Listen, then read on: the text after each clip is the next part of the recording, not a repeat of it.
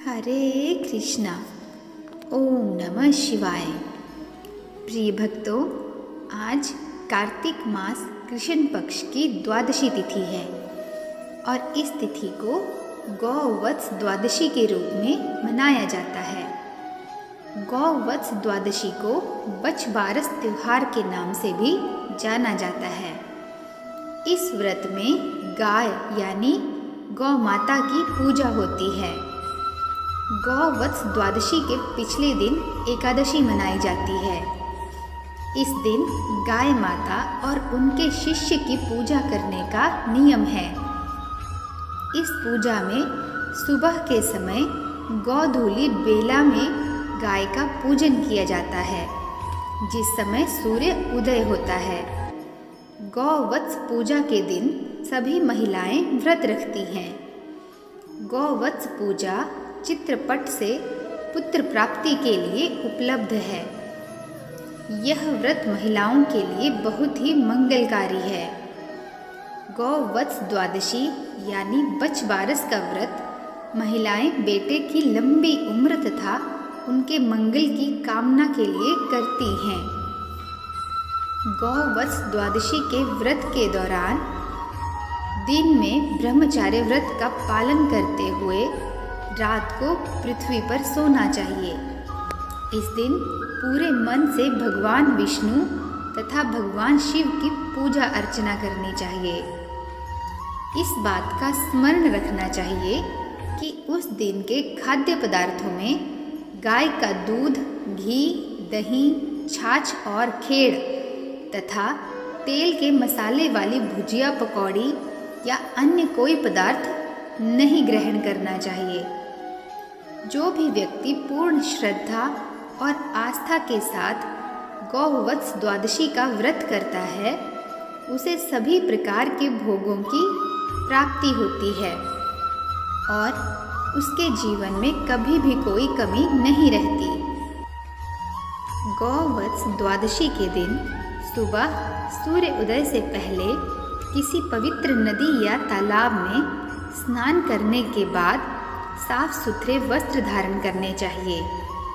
इसके बाद पूरे हृदय से व्रत का संकल्प लेना चाहिए।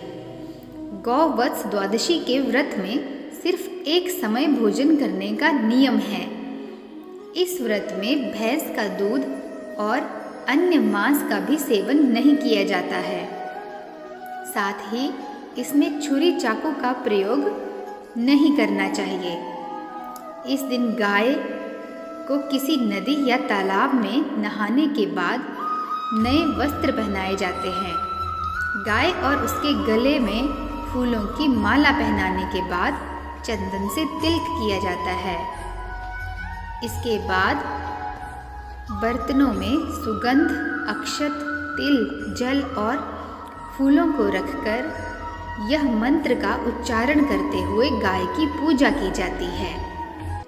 क्षीरोदारणवसं भूते सुरासुर नमस्कृते सर्वदेवमय मात्र गृहिणाघ्र्य नमो नमः।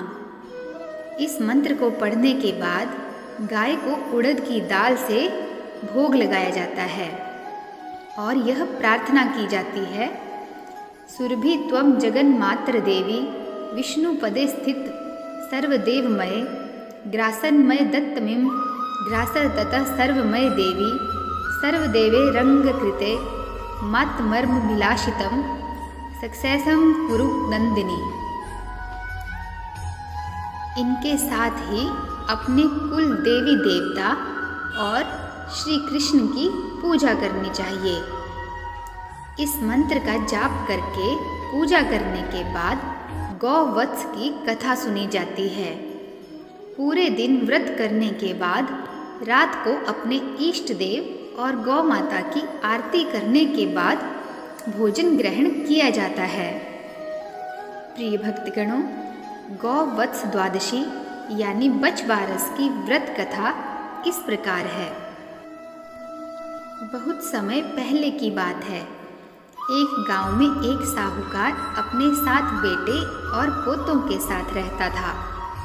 उस साहूकार ने गांव में एक तालाब बनवाया था, लेकिन कई सालों तक वो तालाब नहीं भरा था। तालाब न भरने के कारण पूछने के लिए उसने पंडित को बुलाया।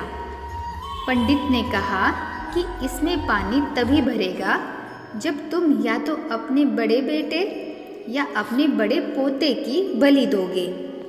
तब साहूकार ने अपनी बड़ी बहू को पीहर भेज दिया और पीछे से अपने बड़े पोते की बलि दे दी। इतने में गरजते बरसते बादल आए और तालाब पूरा भर गया। इसके बाद बछबारस आई और सभी ने कहा कि अपना तालाब पूरा भर गया है, इसकी पूजा करने चलो। साहूकार अपने परिवार के साथ तालाब की पूजा करने गया। वह दासी से बोल गया था कि गेहूला को पका लेना। साहूकार के कहे अनुसार गेहूला से तात्पर्य गेहूं के धान से था। दासी समझ नहीं पाई। दरअसल गेहूला गाय के बछड़े का भी नाम था। उसने गेहूला को ही पका लिया। बड़े बेटे की पत्नी भी पीहर से तालाब पूजने आ गई थी। तालाब पूजने के बाद वह अपने बच्चों से प्यार करने लगी। तभी उसने बड़े बेटे के बारे में पूछा। तभी तालाब में से मिट्टी में लिपटा हुआ उसका बड़ा बेटा निकला और बोला, माँ मुझे भी तो प्यार करो। तब सास बहू एक दूसरे को देखने लगी। सास ने बहू को बलि देने वाली सारी बात बता दी। फिर सास ने कहा, बछबारस माता हमारी लाज रख लो। और माता ने अपनी कृपा से उन्हें उनका बच्चा वापस दे दिया। तालाब की पूजा करने के बाद जब वह वापस घर लौटी तो देखा बछड़ा नहीं था। साहूकार ने दासी से पूछा, बछड़ा कहाँ है? तो दासी ने कहा कि आपने ही तो उसे पकाने को कहा था। साहूकार ने कहा, एक पाप तो अभी उतरा ही है, तुमने दूसरा पाप कर दिया। साहूकार ने पका हुआ बछड़ा मिट्टी में दबा दिया। शाम को गाय वापस लौटी तो वह अपने बछड़े को ढूंढने लगी और फिर मिट्टी खोदने लगी। तभी मिट्टी में से बछड़ा निकल गया। साहूकार को पता चला तो वह भी बछड़े को देखने गया। उसने देखा कि बछड़ा गाय का दूध पीने में व्यस्त था। तब साहूकार ने पूरे गांव में यह बात फैलाई कि हर बेटे की माँ को बछबारस का व्रत करना चाहिए। हे बछबारस माता, जैसा साहूकार की बहू को दिया वैसा हमें भी देना। कहानी कहते सुनते ही सभी की मनोकामना पूर्ण होती है। कहीं कहीं मतांतर से कथा में यह जिक्र भी मिलता है कि गेहूला और मूंगला दो बछड़े थे जिन्हें दासी ने काट कर पका दिया था। इसलिए इस दिन गेहूं, मूंग और चाकू तीनों का प्रयोग वर्जित कहा गया है। प्रिय भक्तगणों, आप सब भी प्रेम से बोलिए, जय श्री कृष्णा। प्रिय भक्तों, आशा करती हूँ कि गौवत्स द्वादशी की मेरे द्वारा सुनाई गई यह कथा आपको अत्यंत पसंद आई होगी। यदि इस कथा को कहने में हमसे कोई त्रुटि हुई हो तो हमें क्षमा कीजिएगा। और यदि आपको यह कथा पसंद आई हो तो चैनल को लाइक, शेयर तथा सब्सक्राइब अवश्य कीजिएगा। मिलते हैं नेक्स्ट वीडियो में। तब तक के लिए जय श्री कृष्णा। नमस्कार।